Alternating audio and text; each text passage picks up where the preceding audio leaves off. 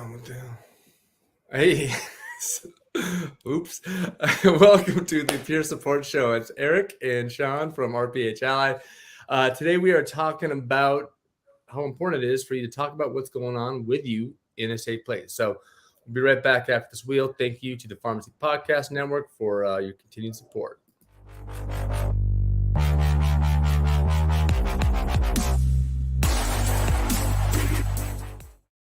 Eric, before I give it over to you, I forgot one thing I had to say that I have to start saying every time I do this. Go for it, man. You want more support like this? Come to RPH Ally and connect with Eric at rphally.com. All right. I got it. I said it. Beautiful, man. Good topic today. I got my TV voice on. I love this topic because so often, number one, we don't have a safe place to talk about what's going on with us. And number two, even if we have that safe place, we are bad at opening up and saying what is really going on with us. Everything looks sunshine and rainbows on the outside, but there could be turmoil going on inside that nobody knows about. And then it can be obviously burnout. It can be exploding at your spouse, or it can be any number of things that have negative outcomes. So let's dive into that, Eric. Floor is yours, my man. Yeah. So I thought about this today just because some, I guess I'd say personal stuff, some awareness that I've had very recently. If you're on RPH Ally and part of the peer support channel, I've been talking about something that's going on with me and my wife. We're fine together, so it's nothing like that. Our marriage is great. We're good. But something outside of that. And, what I've noticed for her is she really doesn't have somebody to talk to about this kind of stuff.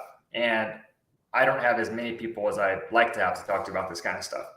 And so I started thinking about what's going on right now. And then I thought about, everything from my childhood growing up. I thought about all the problems I encountered, when I was going through my pharmacy issues.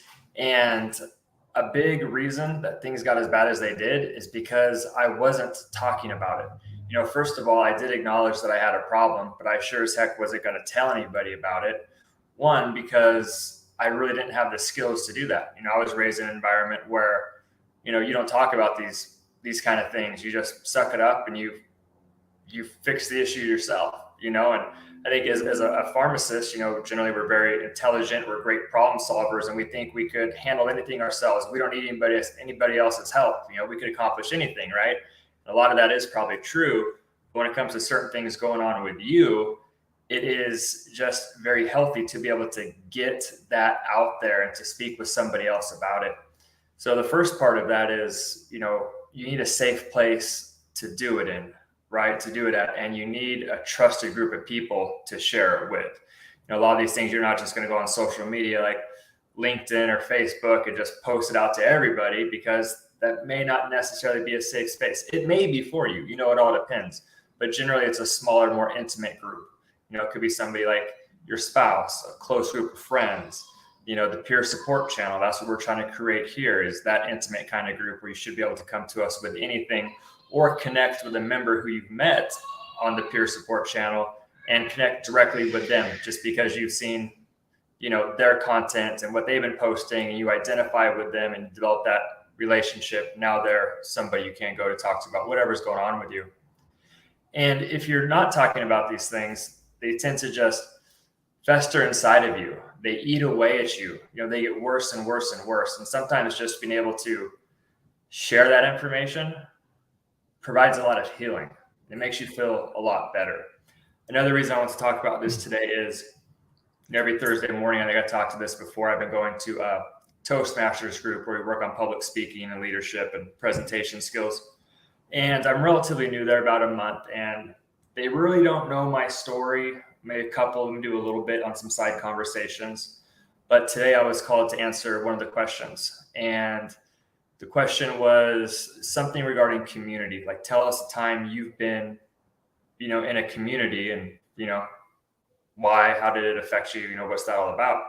And I really kind of struggled with that at first, because I was thinking, man, I'm very much just kind of my own kind of person. I don't necessarily have a huge network of friends. I guess you can say introverted, relatively keep to myself, naturally anyways. But after thinking about it for a couple seconds, I realized, the recovery community, going to 12-step meetings. And that was the first time where, I was dealing with my substance use disorder and struggling with that. And there was a lot of shame and guilt. If you know my story, tons of shame and guilt surrounding what I did. I felt like I was the only person who these things happened to. I felt like I was a terrible person for the things I did and that there was something wrong with me. And then I got introduced to 12-step meetings and the recovery community. And I started meeting all sorts of people. And before I really got to know their story, I was just learning that they're very successful. They're extremely happy. They have a great family. I started thinking, well, these guys, their issue must not have been as bad as mine, kind of thing. And you start learning about their story and you find out it's 10 times, 20 times, 100 times worse than mine. You're like, holy crap, if they did what they did and they're okay now and they can, live a happy life and be successful and get past all that stuff, then I can definitely do it too. So part of my share was just, that's the importance of being part of that community, is it made me feel like I belonged to a group of people and that I wasn't just alone and isolated and different. Something was wrong with me. So when you ask me today what we want to talk about, that's another reason why it came to mind. I love it. I'm gonna flip this on you because obviously we need that safe space. We need that safe network to be able to unleash or unpack everything that we have bottled up. Yep. Okay, so let's just take it from this mindset. I am your safe space, Eric. What do you expect from me to make sure that you are sharing what you need to, you're unpacking, and like, what can I bring to the table to be that person for you? Yeah, that's a great question. And one of the most important things, before going into a conversation like this is kind of establishing what I like to call rules of engagement. And part of that is, what am I expecting for you? It's great if you were to ask, or I could even tell you up front. I may just say, hey, Sean, I don't want you to provide me a solution. I'm not looking for that right now. I just need you to listen and understand what's going on with me. And so in that case, it's just providing a listening ear and then support. It could be the opposite, though. I could say, hey, I really need to figure this out. What would you do in this situation? Please give me a solution for this particular problem. And that's just the way I think relationships are and communication goes. And it varies. Sometimes somebody doesn't want a solution. They don't want to hear you telling them what to do. They just want you to listen. Other times they're really looking for a solution. So I think when going into these conversations, if somebody approaches you, that's a great question to ask, Sean. Just like you asked me. So for all the people watching this, whether you're the person delivering the message or the one receiving the message, it's important that one person, gets that clarification up front.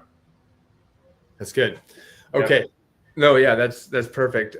One thing that I want to kind of point out, at least that this is just my personal experience, is the one thing I believe, and correct me if I'm wrong, that you should not say is something to the effect of, oh, I know how you're feeling, or I know this, or I know that, I've been there. Because honestly, like, no one's ever been in Eric's shoes before. No one's walked that identical path. Any thoughts on that?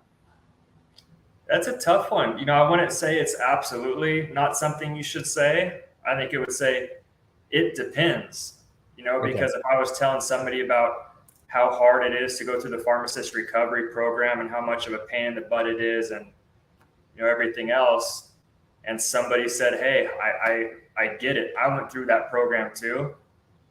It would make me feel better. So I guess, in saying that, I realized that if that person could actually know how I felt because they went through the same thing, then it would be okay to say that. Okay. But, if it was something else that happened to you and I say, yeah, I know how you feel, but I've never been through anything like that, I'd be a little more careful about it. Okay. So again, I think it's something to be conscious of when you're going to respond by saying, I know how you feel. But I think if you are just practice some awareness and you use your own judgment to say, well, do I really know how he feels? Or am I just saying that to help him? I think it could go either way depending. Okay. That's good. That's a good take on that one. But I mean, that's a great example. Like if someone's actually been through a program like that, or if someone's, whatever, insert this situation and they've all had a similar one, fine. Right.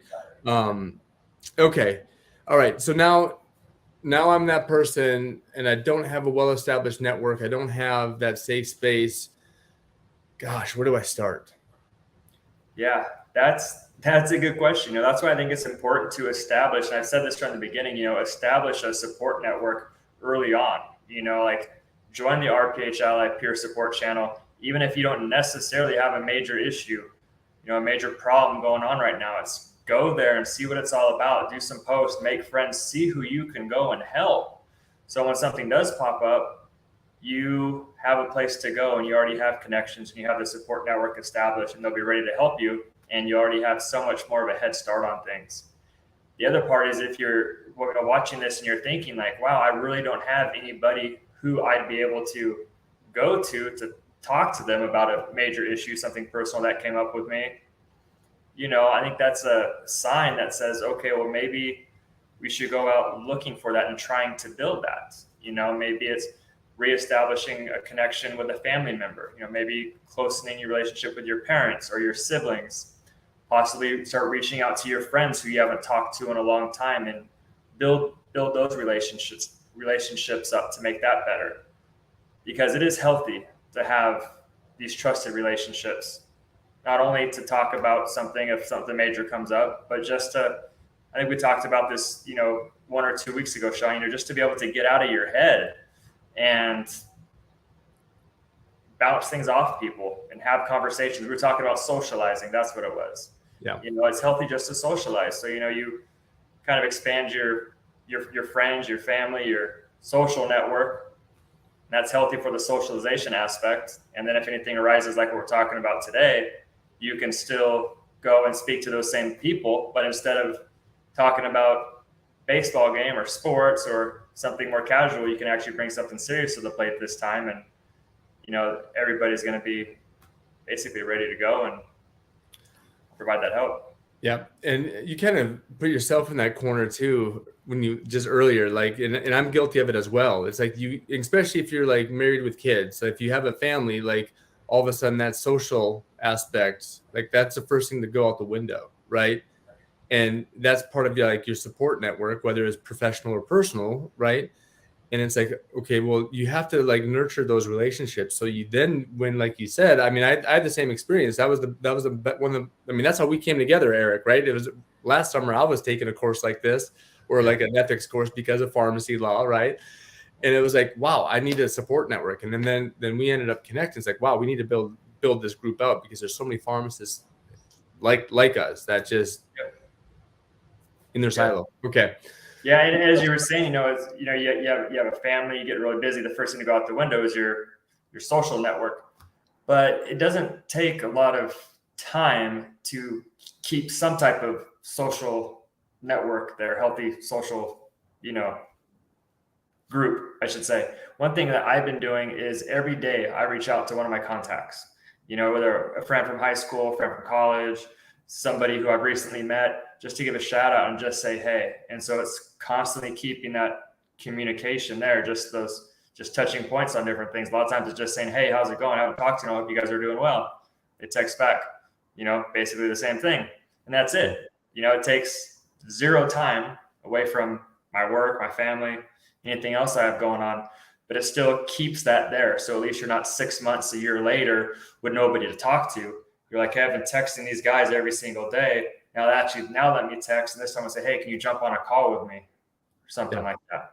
So it doesn't need to be anything big you have to be doing with these people. Just the little things, just keep it going and, let people know that you're there for them and that, that they'll be there for you. 100%. Love it, Eric. Yeah, man. Any final thoughts before we let everyone go? No, not really on that. But, if you're watching this and you're not part of the RPH Ally Peer Support channel, come on over and check it out. We'd be glad to have you there. And then also, Sean, I'm getting really excited about the APHA Institute on Substance Use Disorders that's coming up at the end of the month. So it's just going to be, not even 3 weeks away. And really looking forward to that. For those watching who don't know, we are raising money. RPH Ally is raising money to send me there to pay for registration, hotel, and all the other things that go along with attending an event like this. So if you haven't contributed and you would like to, you can find the information on LinkedIn or over at RPH Ally. If you're having trouble finding it, you can reach out to me or reach out to Sean, and we'll send you the link. And you do not need to be an RPH Ally member to contribute. But if you're not an RPH Ally member, you should sign up to be a member when you go to contribute, because it's a great place to be. A lot of good things going on over there. Love it. Awesome, Eric. I'm excited that you're going. So that's awesome. All right. We'll see you next week, bud. All right, Sean. Take care.